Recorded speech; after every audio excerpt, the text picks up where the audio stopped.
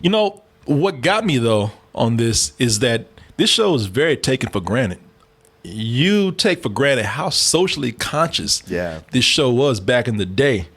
You know, for those who remember the laughs. See, that's why we say, man, look, for all of you who are all of a sudden surprised and shocked and want to argue over all police, they've been doing that job. Y'all just been complaining. Why on every TV show, except maybe Cosby, you know, every TV show where there's black people, there's always an episode about cops with them.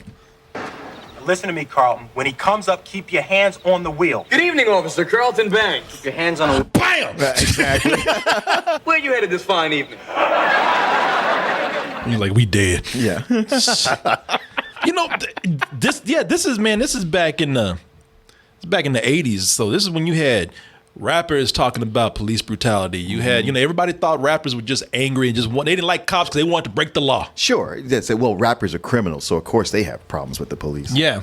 But, you know, things like the Fresh Prince, you know, they're great for a reminder of like many black properties out there. You know, they addressed issues that other people were freaking out about now, are just learning about. You know, if you go through history, man, you know, you go through several sitcoms from several generations and see that they talk about this stuff. And this was just one of them. But a lot of people remember the laughs, you know, and they were laughing at these things too. Not saying it's bad. Right. But they addressed it with humor. And we all kind of took it for granted. I mean, we still do, I think, in a way.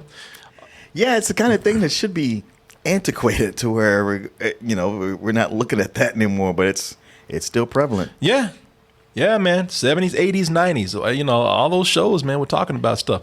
I was surprised at how much Alfonso Rivera, man, he was dropping some truth. Oh, yeah. He was talking about lots. it's great to hear how they talk about how this show was so socially conscious and how even that was kind of a something that happened with the show. They said, man, you know, it's weird how we talked about these things and we were the face of the show, but we were always not behind the camera.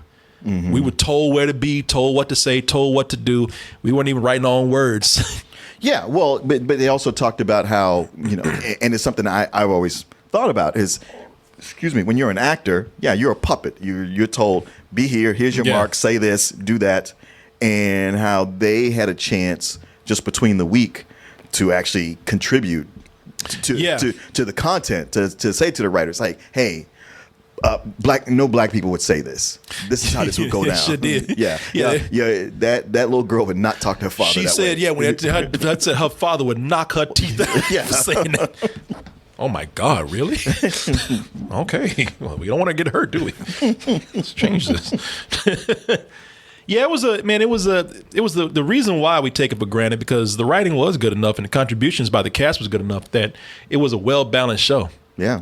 You know, you have shows that they either, when they have an all-black cast or black leads, they either have to sway to buffoonery sometimes, or they have to kind of hide the blackness on it. They don't want to bring that up too much, you know. And this difference between something like Martin and Cosby, which I like both those shows, but you know they're very, very different. Sure, but especially with Martin, after a couple seasons, it just started getting so silly. Like, what am I even watching? Black foolishness, yeah, man. This was goofy, but it was all about keeping. You know, one of the things they highlight with their discussions is that it was all about dignity. No matter how goofy it got, how silly it got, we always had to have a moment to show you that we were all about dignity. And it was a lot of those moments were between Uncle Phil and Will, man, where they had some. This is a classic scene right here, where they're not going too hard with black issues, you know, and they're not trying to like force it in, but it's some great dialogue from what's his name? James Avery. James Avery. I grew up on the streets just like you. You have a nice poster of Malcolm X on your wall. I heard the brothers speak. I know where I come from. And I'm about to show your ass right now. Now say something else. Yeah. I don't think he's acting right now. I think something triggered him right there, man. You know, they talk about that because I'm showing these clips to give examples because they showed these on the show, but they didn't give me any real clips from the actual reunion. I'm glad they didn't, because you should experience it for yourself. Yeah, you really should. I mean, even looking at that trailer, I was like, stop showing so much.